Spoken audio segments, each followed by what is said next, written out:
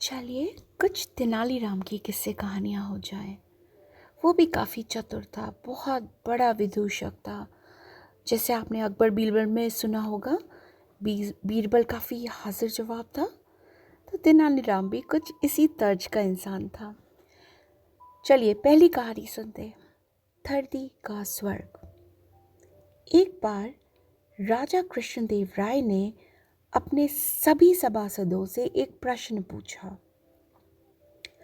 बचपन में मैंने एक बहुत ही खूबसूरत स्थान के विषय में सुना था। लोग कहा करते थे कि वो स्थान धरती का स्वर्ग है। अब मैं उस स्थान को देखना चाहता हूँ।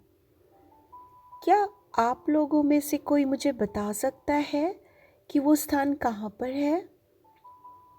सभासदों को ऐसे किसी भी स्थान के विषय में कुछ पता नहीं था, इसलिए सभी एक दूसरे का मुंह देखने लगे। परंतु तेनालीराम उन सब के बीच सबसे बुद्धिमान सभासद था। वो तुरंत उठ खड़ा हुआ और राजा की बात का उत्तर देते हुए बोला, महाराज, मैंने एक ऐसे ही स्थान के विषय में सुन रखा है। साथ ही मुझे थोड़ा बहुत आभास भी है कि वो कहाँ होगा। बस यदि मुझे थोड़ा सा समय और 10,000 सोने के सिक्के मिल जाएं, तो मैं उस स्थान को ढूंढकर उसके विषय में आपको बता भी दूंगा। ठीक है तेनाली, तुम्हारी इच्छा अनुसार मैं तुम्हें 10,000 सोने के सिक्के और थोड़ा समय देता हूँ। तुम मुझे स्वर्ग का पता लगाकर बताओ। राजा कृष्णदेव राय ने तेनालीराम की बात मानते हुए कहा। इस प्रकार 10,000 सोने के सिक्कों से भरा एक थैला लेकर तेनालीराम राज्यसभा से चला गया। कुछ दिन बाद राजा ने तेनालीराम से पूछा, तेनाली, क्या तुमने धरती के उस स्वर्ग का पता लगा लिया? नहीं महाराज, अभी मुझे थोड़ा और समय चाहिए, तभी मैं आपको बता पाऊंगा कि वो स्थान कहाँ पर है। फिर मैं आपको वहाँ ले भी चलूँगा। तेनाली ने राजा से थोड़ा समय और मांगते हुए कहा।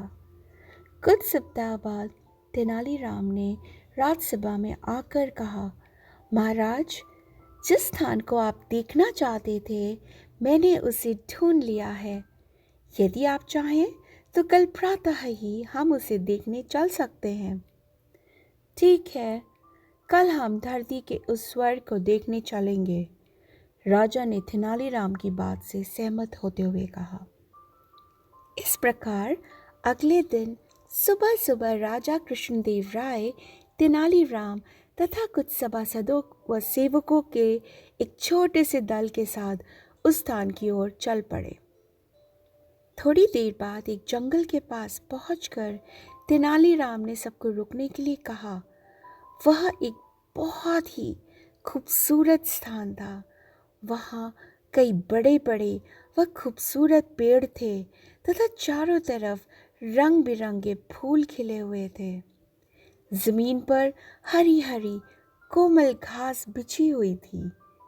थोड़ी देर में राजा के साथ गए सेवकों ने उस खूबसूरत स्थान पर तंबू गाड़ दिए। राजा, सभासद तथा वहां उपस्थित अन्य सभी लोग प्रकृति के उस खूबसूरत नज़ारे का आनंद लेने लगे।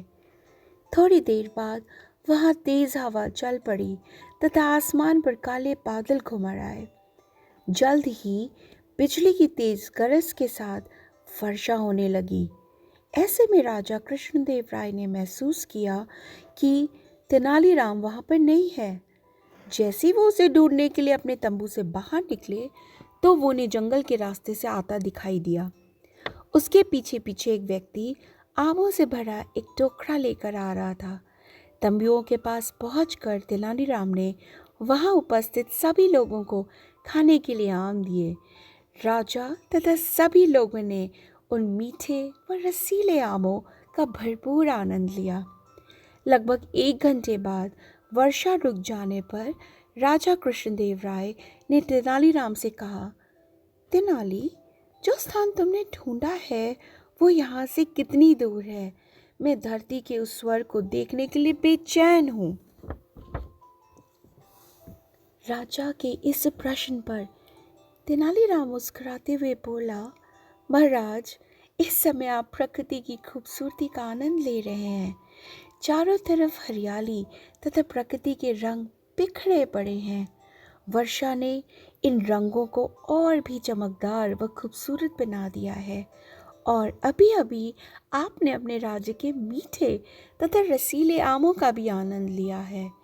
इन सब बातों के बाद भी क्या आपको लगता है कि धरती पर इससे ज़्यादा अच्छा और खूबसूरत स्थान कोई और हो सकता है?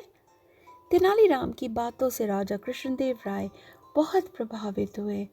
उन्होंने तेनालीराम से कहा, तेनाली, वाकई ये क्षण बहुत ही खूबसूरत है। वास्तव में ऐसा लग रहा है जैसे हम स्वर्ग का मजा ले रहे हो। ये सब तो ठीक है, परंतु मैंने तुम्हें जो सोने के सिक्के दिए थे उनका तुमने क्या किया? महाराज, मैंने उन्हें अच्छे बीज खरीदने तथा अपने राज्य के वृक्षों के पौधे लगाने में खर्च कर दिया। ऐसी हरियाली और पैदा करके हम विजयनगर को धरती का स्वर्ग बना सकते हैं।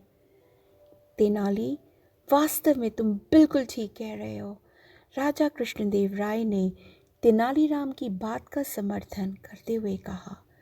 उन्होंने इस कार्य के लिए तेनालीराम की बहुत प्रशंसा की तथा उसे बहुत से पुरस्कार भी दिए। तो कैसी लगी आपको ये कहानी? है ना बात में सच्चाई? अच्छा खाना मिले और प्रकृति के सौंदर्य के बीच में रहना मिले, इससे बड़ा धरती का स्वर्ग कहाँ हो सकता है? बहुत बहुत धन्यवाद। फिर मिलते हैं नई कहानी के साथ।